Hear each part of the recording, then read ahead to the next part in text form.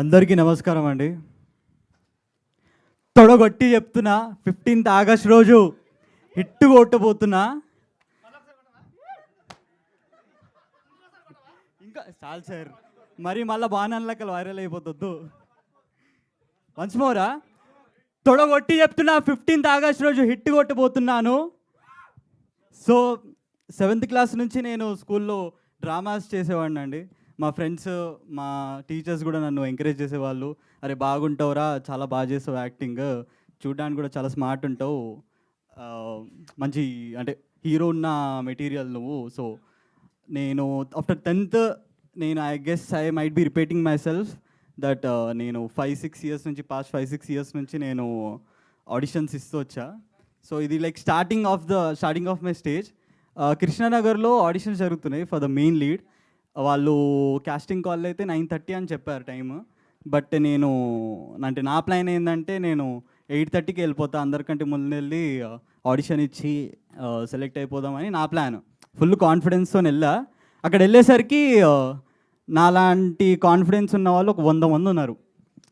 సరే ఇంకా audition details ఇచ్చి వెళ్ళి ఆ లైన్లో చేరాను. 9:30కి స్టార్ట్ అయింది ఆడిషన్.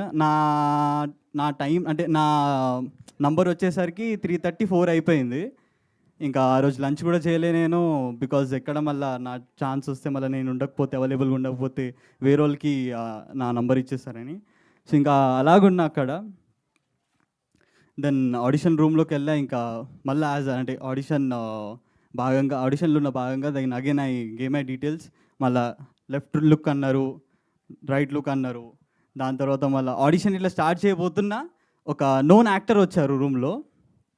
వచ్చి మళ్ళీ డైరెక్టర్ గారిని ఆడిషన్ ఆపి ఆ యాక్టర్ని రిసీవ్ చేసుకున్నారు. రిసీవ్ చేశాక మళ్ళీ డైరెక్టర్ గారు అడిగారు ఆ యాక్టర్కి టీ కాఫీ ఏమైనా తాగుతారా అని. సో ఆ యాక్టర్ ఏమో కాఫీ తెప్పొచ్చిండండి. సో డైరెక్టర్ గారు నన్ను చూసి ఇట్లా కళ్ళతోని సైకిల్ చేశారు, అరే వెళ్ళి కాఫీ తీసుకురారా. సర్లే అంటే అంటే వెళ్ళి తీసుకొద్దాం, ఏదో చిన్న అవకాశం ఇస్తారులే అని నేను కాఫీ తీసుకొని వచ్చానండి. సర్వ్ చేశా. దాని తర్వాత ఆ కాఫీ కప్పులు కూడా నేనే, అంటే వాళ్ళు తాగిన కాఫీ కప్పులు కూడా నేనే తీసుకొని బయట డస్ట్బిన్లో వేసాను.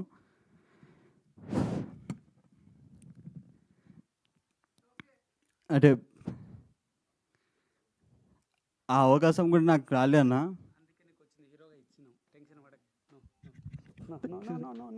Thank you so much.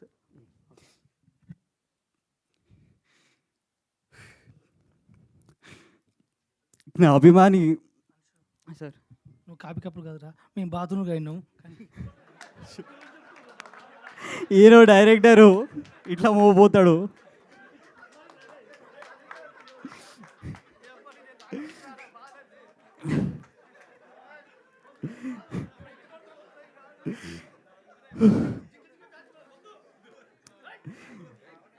నా అభిమాని హీరో, నా దేవుడు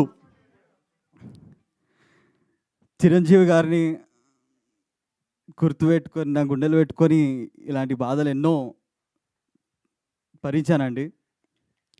చిరంజీవి గారికి కూడా ఎన్నో బాధలు వచ్చాయి, అడ్డొచ్చాయి.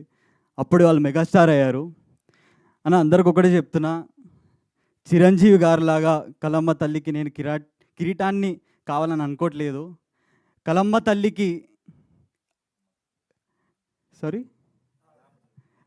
తల్లికి నేను వాళ్ళ పాదాల దగ్గర ఒక చిన్న పుష్పాన్ని అయినా చాలన్నా. That's it. అవునా సే. అండ్ నా జర్నీ ఇప్పుడే స్టార్ట్ అయింది అన్న. ఇంకా నా లైఫ్ బుక్లో ఫస్ట్ పేజ్ సురేష్ బాబు గారి పేరుతో ఒక పెద్ద హెడ్లైన్స్తో మొదలైంది. ఆ రోజు బాబు గారు వస్తే నిజంగానే అయ్యప్ప స్వామి గారి రూపంలో వచ్చి నన్ను బ్లెస్ చేసినట్టు అనిపించింది. Sir, thank you so much sir for everything sir, for trusting us, for trusting me, for trusting our Hushar Pittal team. So thank you so much అందరికీ.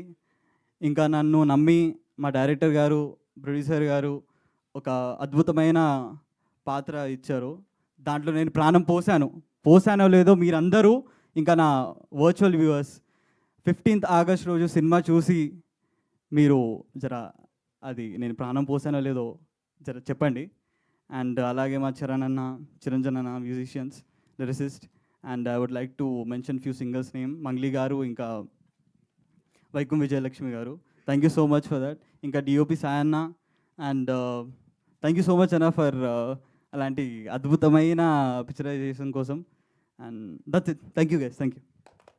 Thank you so much, Ansh. Wishing you all the very